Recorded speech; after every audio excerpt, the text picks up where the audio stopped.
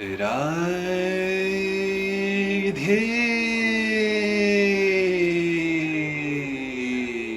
राधे। चलिए आज हम 10वें अध्याय भगवान के ऐश्वर्य को समाप्त करने की ओर बढ़ते हैं। मिलकर बोलिए राधे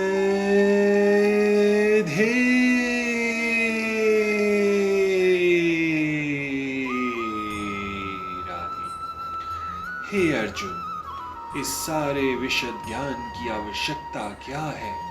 मैं तो अपने एक अंश मात्र से संपूर्ण ब्रह्मांड में व्याप्त होकर इसको धारण करता हूँ।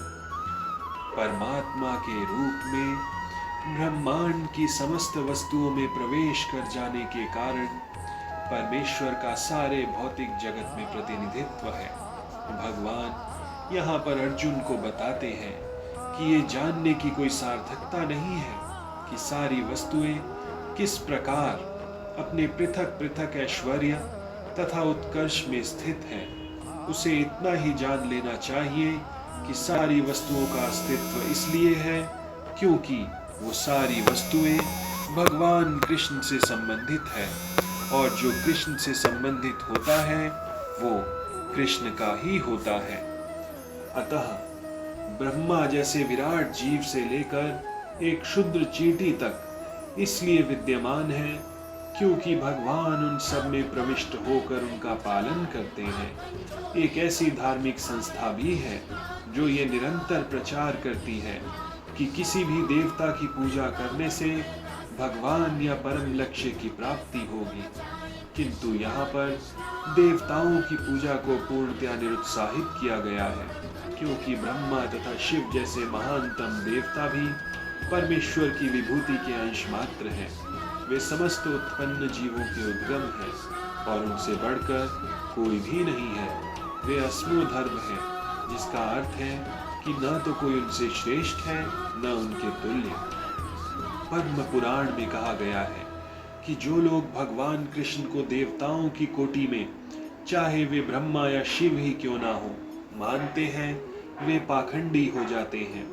किंतु यदि कोई ध्यान पूर्वक कृष्ण की विभूतियां एवं उनकी शक्ति के अंशों का अध्ययन करता है तो वो बिना किसी संशय के भगवान कृष्ण की स्थिति को समझ सकता है और अविचल भाव से कृष्ण की पूजा में स्थिर हो सकता है। भगवान अपने अंश के विस्तार से परमात्मा रूप में सर्वव्यापी है, जो हर विद्यमान वस्तु में प्रवेश करता है। अतः शुद्ध भक्त पूर्ण भक्ति में कृष्ण भावनामृत में अपने मन को एकाग्र करते हैं। अतएव वे नित्य दिव्य पद में स्थित रहते हैं। यहाँ कृष्ण की भक्ति तथा पूजा का स्पष्ट संकेत है। शुद्ध भक्ति की यही विधि है।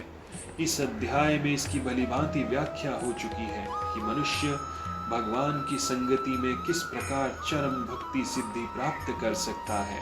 कृष्ण परंपरा के महान आचार्य श्रील बलदेव विधाभूषण इस अध्याय की टीका का समापन इस कथन से करते हैं, प्रबल सूर्य भी कृष्ण की शक्ति से अपनी शक्ति प्राप्त करता है और सारे संसार का पालन कृष्ण के एक लघु अंश द्वारा होता है। अतः श्री कृष्ण पूजनीय है। इसी प्रकार श्रीमद् भगवत गीता के 10वें अध्याय श्री भगवान का ऐश्वर्य का भक्ति वेदांत तात्पर्य आज पूर्ण हुआ। मिलकर बोलिए राधे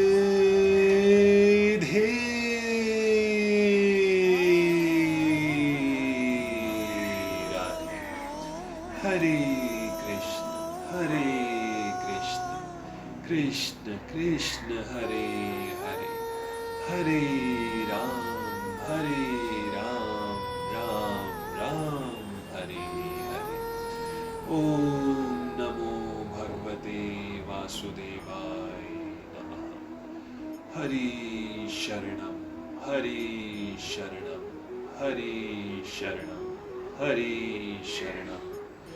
ओम कृष्णाय वासुदेवाय हरे परमात्मने प्रणतः क्लेशनाशाय गोविन्दाय